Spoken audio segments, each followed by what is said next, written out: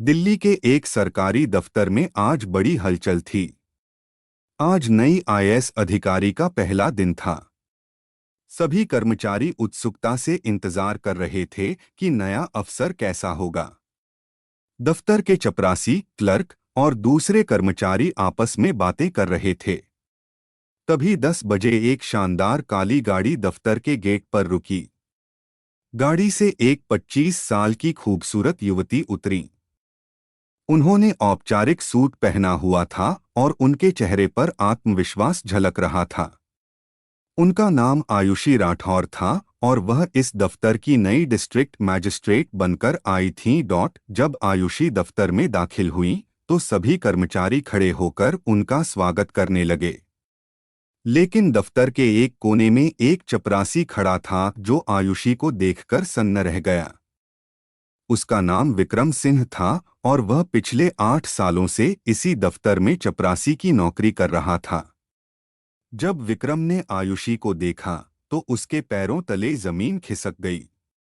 उसका चेहरा पीला पड़ गया और हाथों से चाय के कप छूटकर जमीन पर गिर गए। सभी ने उसकी ओर देखा और हैरान हो गए। लेकिन किसी को यह नहीं पता था कि विक्रम और आयुषी के बीच क्या रिश्ता था।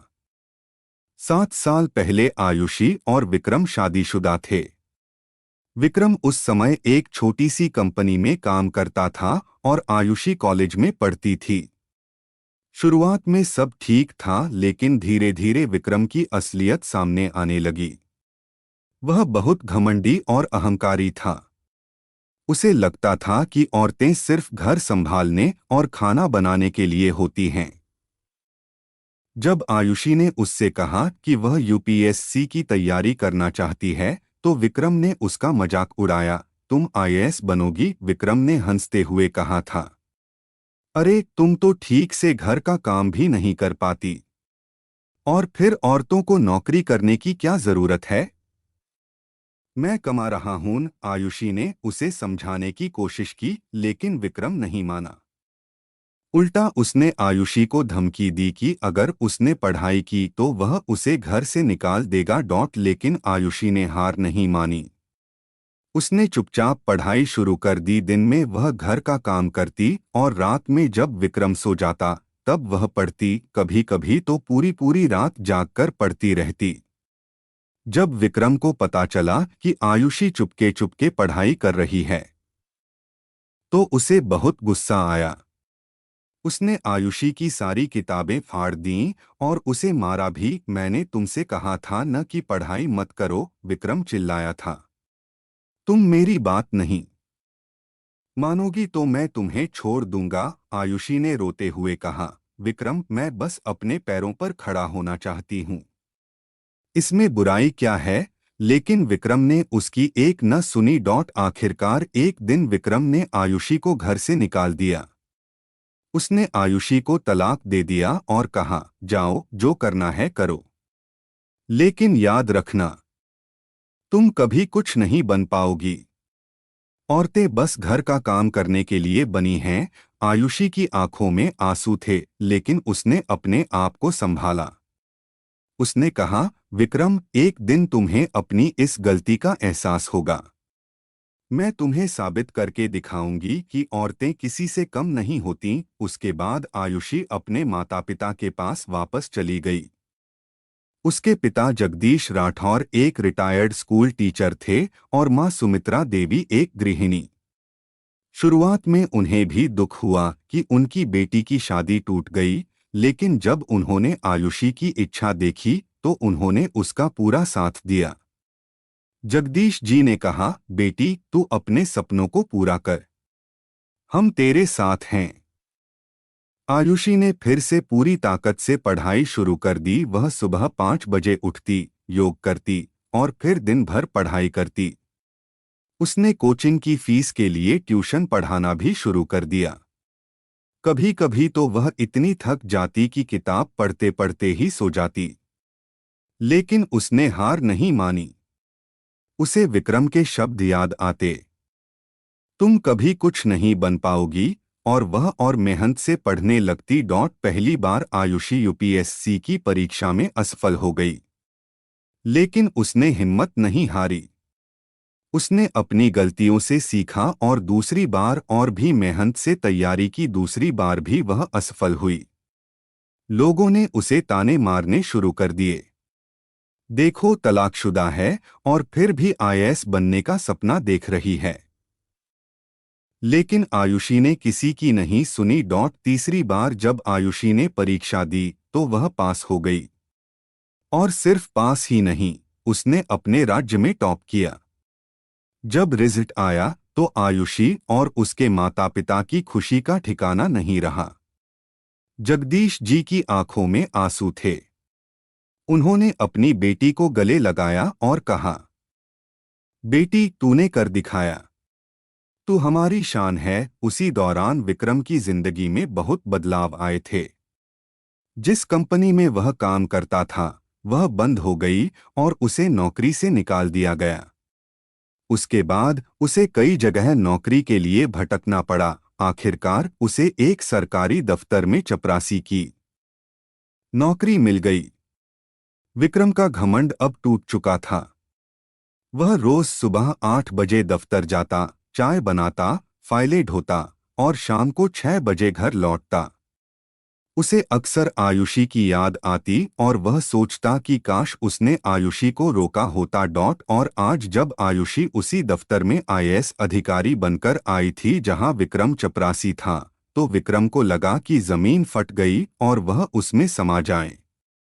उसे अपनी सारी गलतियां याद आ गईं।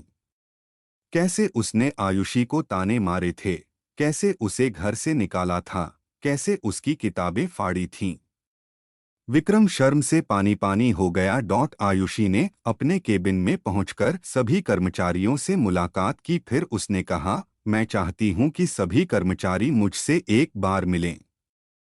चाहे वह क्लर्क हो, चपरासी हो या ड्राइवर, सभी कर्मचारी एक एक करके आयुषी से मिलने लगे। विक्रम सबसे आखिर में खड़ा था। वह डर रहा था कि आयुषी उसे पहचान लेगी और सबके सामने उसकी बेइज्जती करेगी। जब विक्रम की बारी आई तो उसने कांपते हाथों से दरवाजा खटखटाया। मैं आई कम इन, मैडम, उसने धीमी आवाज में कहा। आयुषी ने कहा, कम इन। जब विक्रम अंदर गया तो आयुषी ने उसे देखा। एक पल के लिए उसकी आंखों में कुछ चमका, लेकिन फिर वह शांत हो गई। विक्रम सिर झुकाए खड़ा रहा। आपका नाम? आयुषी ने पूछा। विक्रम सिंह, मैडम, विक्रम ने कहा। कब से काम कर रहे हैं यहाँ? आयुषी ने पूछा। 8 साल हो गए, मैडम, विक्रम ने जवाब दिया। आयुषी ने उसे ध्यान से देखा और फिर कहा, ठीक है, आप जा सकते हैं। विक्रम को विश्वास नहीं हो रहा था कि आयुषी ने उसे पहचाना नहीं या फिर पहचानकर भी अनदेखा कर दिया। उसके बाद के दिनों में आयुषी ने अपना काम बहुत ईमानदारी से किया। वह सभी कर्मचारियों के साथ अच्छे से पेश आती। लेकिन विक्रम हमेशा उसकी नज़रों से बचने की कोशिश करता।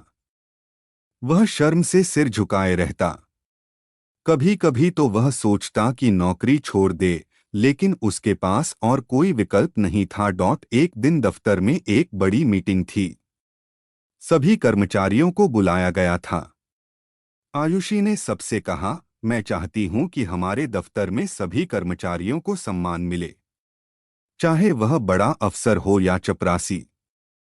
सभी का योगदान बराबर है। यह सुनकर सभी कर्मचारी खुश हो गए।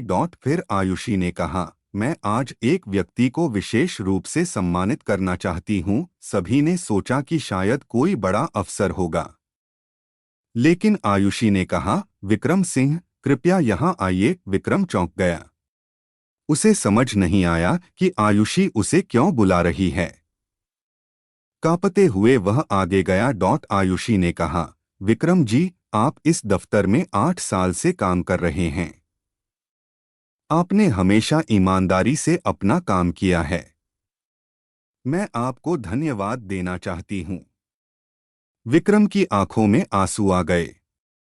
उसे विश्वास नहीं हो रहा था कि आयुषी, जिसे उसने इतना दुख दिया, आज उसे सम्मानित कर रही है। मीटिंग के बाद विक्रम आयुषी के केबिन में गया।